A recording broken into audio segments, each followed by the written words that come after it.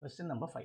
A tennis ball is released from rest at a height h above the ground. You are releasing it from a height h from the ground here. Okay. Then at each bounce, 50% of its kinetic energy is lost to its surroundings. When it bounces here, 50% is lost, which means it only goes to a certain height. What height does it goes? Okay, now what is the kinetic energy at this point? Kinetic energy is Ek, which should be equal to this mgh. Okay, I will write this as Ek is equal to mgh. Though you can always say mgh is the potential energy, but as the ball keeps on coming down, the potential energy gets converted into kinetic energy. When it reaches here, all the potential energies got converted into kinetic energy. Ek equal to mgh.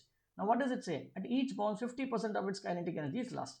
50% if it gets lost over here, then what will be the remaining? The remaining, when it goes upwards, will be Ek by 2. As a result of it, to what height it will go? It will go only to mgh by 2. How do I know this?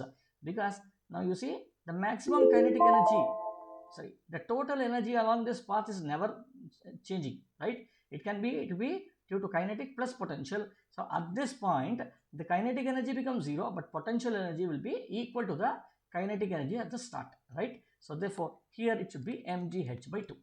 Now, once again, what happens? Now, what is the height reached by the ball after its second bounce? First bounce, it has got mgh by 2. Second bounce, I'll write. So, the same height. The second bounce, it falls once again to this height and it comes to this one, right? So, why does it comes here? Because you see, here it was mgh by 2.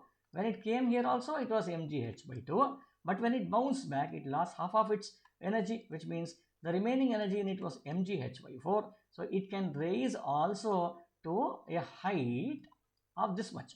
Now, what is this height? This height should be equal to h by 4. Why should it be h by 4? Because at this point, what is the potential energy? mgh by 4, right? So, therefore, how do I get this one? I get this one by multiplying this mg into whatever is the height over here. Since I get the height here is x over here, which is h by 4, thus the height should be h by 4.